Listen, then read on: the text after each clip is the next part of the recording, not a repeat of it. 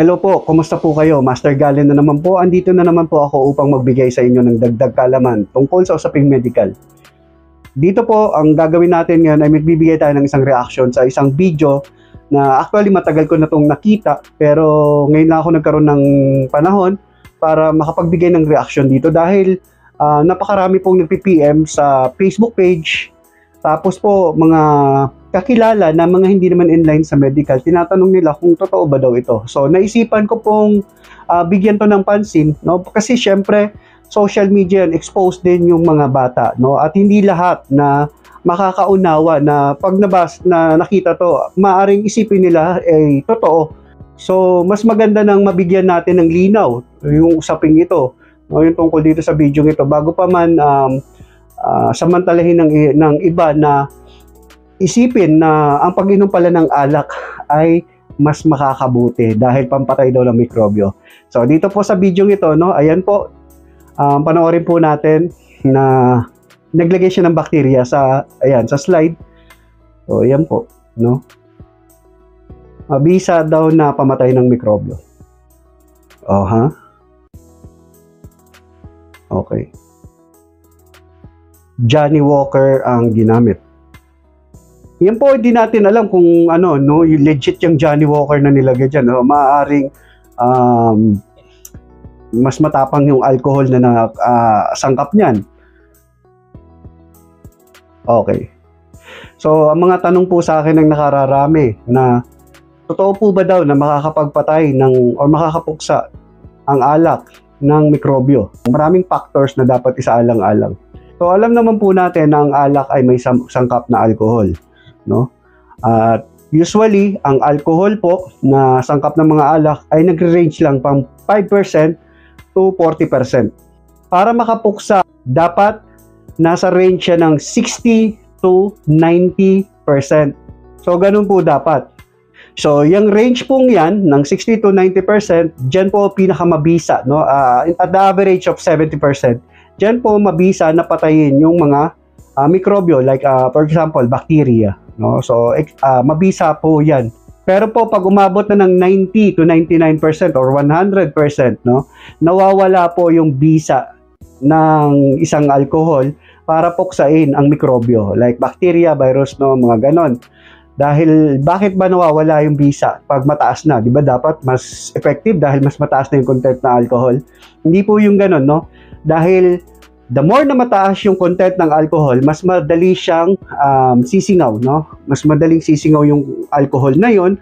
So, walang sapat na oras para mag-penetrate yung alcohol dun po sa may cell membrane ng isang organismo.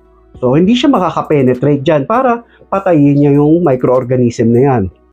At dyan po sa pinakita na video, so ang ginamit Johnny Walker. So, yun yung mga miniature na mga ginagawang pan-display. So, ewan natin kung legit yung Johnny Walker na yon. So, kaya namatay yung bacteria. So, maaaring hindi, no? Hindi ko sinasabing hindi talaga, no? Maaaring hindi dahil, halimbawa, yung may contention na alcohol na mas mataas, like 60 to 90%. At yung Johnny Walker na yan, usually ang content na alcohol po niyan ay nasa 40%. No? So, kung 40% siya, hindi siya magiging effective na pampatay ng bakterya, no? Kailangan po mas mataas yung content na alcohol para masigurado mapatay niya yung bakterya. Pero hindi pa rin po sapat. So kahit ang alcohol na porsyento ay 60 to 90, no? Hindi pa rin masasabi na effective na to na pamuksa ng microorganism. Kasi depende rin po sa tipo ng microorganism. So napakaraming uri ng microorganism dito sa ating environment, no? So exposed talaga tayo sa mga organismong yan, no? Mga mikrobyo. At usually effective yan yung na yan. Kung halimbawa example natin bacteria, usually effective yung mga po na yan, yung alcohol na yan doon sa mga tinatawag na vegetative bacteria. Yung vegetative bacteria po, yun yung may mga kakayahang mag-reproduce, no? Mas dumami ng gusto. Pero hindi po siya effective, no? Yung alcohol na yan ay hindi po effective kahit mataas na yung content ng alcohol. Kaya halimbawa sagad na natin 90. No, hindi natin pwedeng isagad na lampas 90. Kasi nga, kanina nasabi ko, mas ineffective yung 90 to 100 ng alcohol. So, may mga bacteria na hindi talaga kayang puksain ng alcohol, no? Like mga endospore na mga tinatawag, yung mga mycobacterium, no? Yung mga libay sa mga tuberculosis, yung mga ganung bacteria, hindi yun kaya po, no? At yung mga ibang gram-negative bacteria, no? So, hindi na natin isa-isahin kung ano yung mga gram-negative bacteria dahil napakarami po yan. Tapos po yung mga encapsulated na bacteria, yung mga Klebsiella pneumonia, yung mga example po niyan. So, yan pong bacteria na yan ay napakatibay po niyan, no? Hindi basta-bastang kayang puksain yan ng alcohol lamang. So, isang factors po yung uri ng bacteria.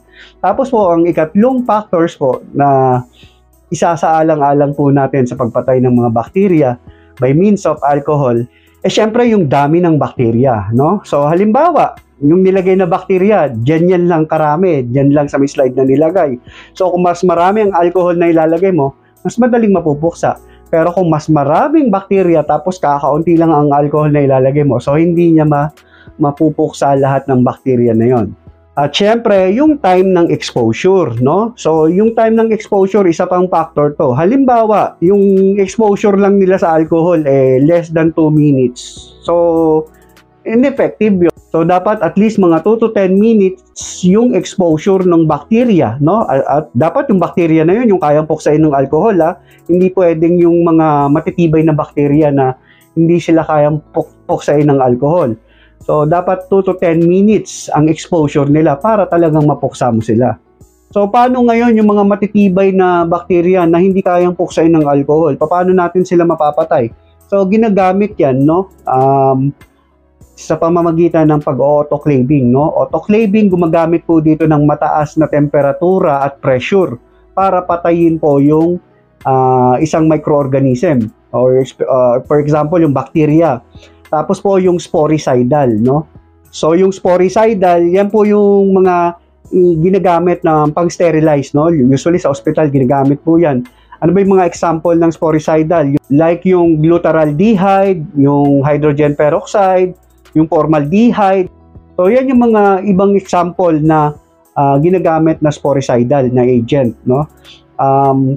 Yung pagsasagawa po nito ay may standard operating procedure na sinusunod dahil toxic po tong mga ano na to, no, mga chemical na to. So, napakadelikado kaya kailangan yung mga gumagamit talaga nito nasusunod nila yung SOP, no, yung standard operating procedure sa pagsasagawa ng ganitong uri ng pagpuksa ng mikrobyo.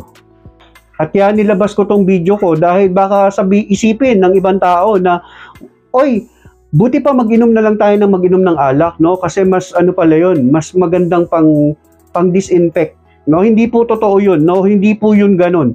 Gaya ng sinabi ko, yung mga alak po niyan ay 5 to 40% lang ang content ng alcohol, no? Tapos po, syempre, pag ininom naman natin yan, mabilisan lang naman yan dadaan sa atin, no? Tapos yan, i-absorb na po ng dugo natin yan. At yung na-absorb na alak ng dugo natin, dadalihin nila yon papunta doon sa atay natin. At alam nyo ba na yung atay natin, no, ay i-metabolize yung alak na yan. So, mawawala na yung chemical, no? Madidetoxify yung ininom natin na alcohol. So, para pag nag-circulate na sa ating sistema, sa katawan, mababa na yung alcohol content ng isang ininom natin na alak.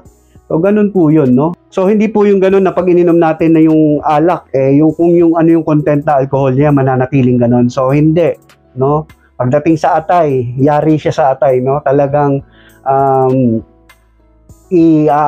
i-detoxify niya yon, no? Kaya, pangit yung lagi kang umiinom ng alak, no? Yung mga manginginom na sobra. Dahil imagine ninyo, no? Laging may trabaho yung atay ninyo na napakahirap. Sa katagalan, kahit paano, sisirain niya pa rin yung atay, no? Dahil doon sa mga ginagawang ng atay na katakot-takot na trabaho para lang i-detoxify yung isang alak, no? Saka siyempre, kahit paano, may masamang epekto rin yun direkta doon sa atay po natin. Saka alam nyo ba na yung ano natin, no? Yung stomach natin, no? May natural naman ng pamamaraan yan para patayin na yung yung mga bacteria na nandun sa natin. Sa halimbawa sa may sikmura natin, no, yung tinatawag nating hydrochloride or yung hydrochloric acid. So yung hydrochloric acid, so mabisang pamatay na yan ng mga bakterya. Pero hindi lahat, no? Hindi lahat kaya niyang puksain. So may mga lumulusot pa rin. Saka yung pag-inom po ng alak, no, ng palagian. So, 'di ba, ma-absorb ng dugo natin yung alak, no? So kahit na detoxify na yun ng natin ng atay po natin, sa palagian natin pag-inom at sandamakmak tayo lagi kung uminom, talagang lasing kong lasing, no? Talagang intoxicated ka, napakataas na ng content ng alcohol mo sa dami ng ininom mo. So ma-absorb din yun ng dugo natin at madidistorbo natin yung microbiomes or yung normal flora doon sa ating bituka, no? Dahil po dyan po sa natin, no? Pag na-absorb na po yung alak ng ating dugo, pupunta po yun doon sa ating mga bituka, so dadaloy po yun doon. So may good and bad bacteria po doon, pati yung mga good, madadali po nila. So mawawala na yung balanse ng good and bad bacteria. So baka maging mas maging magtagumpay na yung dami ng bad bacteria kumpara dun sa good bacteria. So mas lalo kang magkakaroon ng problema, no? Mas lalo kang magiging prone sa infections dahil bababa na rin yung immune system mo. So yan ang mga maaaring maging dulot pa, no? Imbis na ang pakay mo ay uminom ng alak para mapuksain yung mga mikrobyo sa katawan mo, yung mga bad bacteria dun sa katawan mo, baka mas lalo po pang ika-infection, no? Mag-cause pa ng problema po sa iyong katawan. So maaari ka kasi ditong bumaba ang immune system mo, magkaroon ka ng problema sa atay, no? O kaya mahantong pa sa liver cirrhosis, at maaari din magdulot ng irritation po dun sa stomach mo na makakapagpataas ng acidity mo, no? So maaari ka magkaroon ng gastric ulcer. So yan lang po ang maikling talakayan po natin. Sana po yung mga nagsasabi na alam ko naman yung karamihan naman na nagsasabi joke lang naman nila na buti pa kaya dapat uminom daw ng alak para mapuksa yung mga mikrobyo sa katawan. So hindi po yun ganun, no? So in-explain na natin kung bakit hindi epektibo yung pag-inom ng alak para lang sa bakteriyang sinasabi na yan o yung mga mikrobyong sinasabi na yan, no? Napakaraming uri ng mikrobyo, hindi lahat kayang patayin. At yung concentration ng alcohol doon sa alak ay hindi sapat para puksain ang mga bakterya po natin. So nilabas ko na to, mahirap na, at baka yung iba talaga naniniwala, no? Lalo na kung may mga batang nakakakita, no? Gawin nila, mas maganda pa palang mag-inom. Mas makakabuti sa katawan. So hindi po yun ganun. So paalala lang po uli, ang video mga ina-upload po natin dito ay tanging gabay lamang, no? Ugaliin pa rin sumangguni sa inyong mga doktor para sa tamang pagsusuri at tamang kalunasan. Ako po si Master Galen. Kita-kita po ulit tayo sa susunod na video. Paalam pansamantala.